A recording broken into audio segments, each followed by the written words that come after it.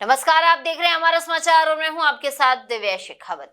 जयपुर कांग्रेस विधायक दल ने बड़ा निर्णय लेते हुए सरकार को सबक सिखाने का सोच लिया। दरअसल आज विधानसभा का घेराव किया जाएगा और सदन को भी नहीं चलने दिया जाएगा। कांग्रेस के बड़े नेता भी आज सदन में मौजूद रहेंगे। प्रश्नकाल नहीं चलने दिया जाएगा। सभी विधायक मौजूद रहेंगे। जो नहीं आ रहे उनसे प्रभारी रंधावा बात करने का प्रयास करेंगे। सरकार कब तक हमको बैठाना चाहेगी? हम बैठेंगे, हम नीचे सोएंगे, बैठेंगे, जो धरना दे रहे हम देंगे। लेकिन सरकार को कुछ अपने नेताओं से सीख लेनी चाहिए। चाहे अशोक गहलोत जी रहे हों, वसुंधरा राजे जी रही हों और चाहे भैरव सिंह जी शेखावत रहे हों, सदन के अंदर जब भी गतिरोध आया है उन लोगों ने आगे आके बढ़कर उसको गतिरोध को खत्म करने का काम किया है।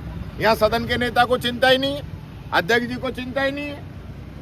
मंत्री आते हैं जिनके पास कोई पावर नहीं है, यहाँ हाँ करके चले जाते हैं, मीडिया में बयान दे देते हैं, अखबार में फोटो छपा देते हैं कि हम वार्ता करना चाह रहे हैं। कांग्रेस हट कर रही है। भाई कौन सा हट कर रहे हैं? हम लोग मीडिया के माध्यम से कहना चाहता हूँ, कौन सा हट कर रहे हैं? अगर हम लोग ये बात, अगर टिप्पणी जो की गई है मंत्री के द्वारा जिस गलत तरीके से, उसको हम हटवा नहीं सकते और अध्यक्ष जी को अपील कर नहीं सकते, तो फिर यहाँ क्यों आते हैं विधानसभा के अंदर?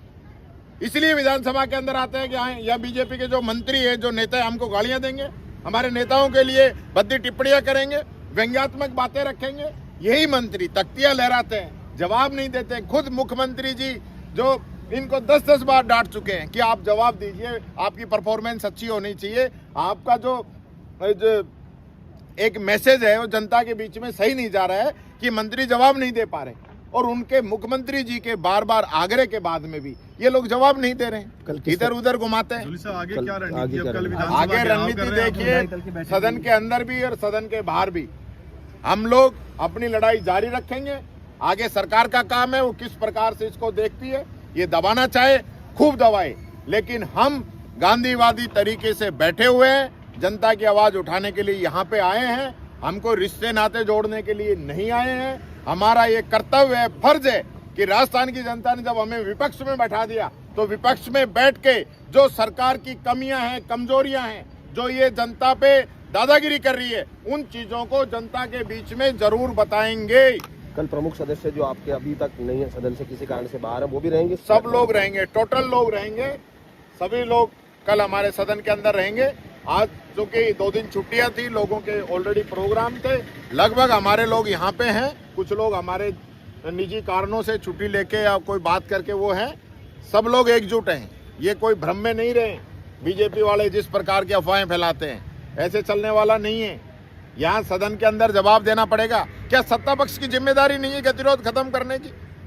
सदन के नेता की जिम्मेदारी नहीं है गतिरोध खत्म करने की? ये लोग, इनको कोई ऐसा लगता है जैसे होश ही नहीं है, कोई प्रायोरिटी नहीं है।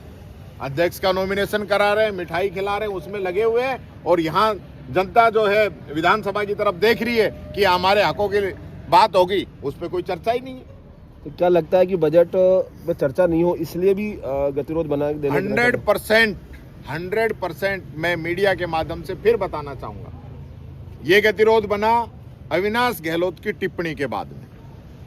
टिप्पणी 1 सेकंड के अंदर विलोपित हो सकती थी, कोई बात नहीं होती, सदन अच्छे से चल रहा था। पिछला जो गतिरोध बना, किरोड़ी मीणा जी के द्वारा इनकी सरकार पे आरोप लगाया गया कि मुख्यमंत्री मेरे फोन टेप करा रहे हैं। उसके बाद इनके अध्यक्ष ने नोटिस दिया, उन्होंने जवाब दिया, लेकिन गृह राज्य मंत्री बाहर आके मीडिया के अंदर कह के गए कि हम फोन टेप नहीं करा रहे। यही डिमांड हम सदन के अंदर कर रहे थे।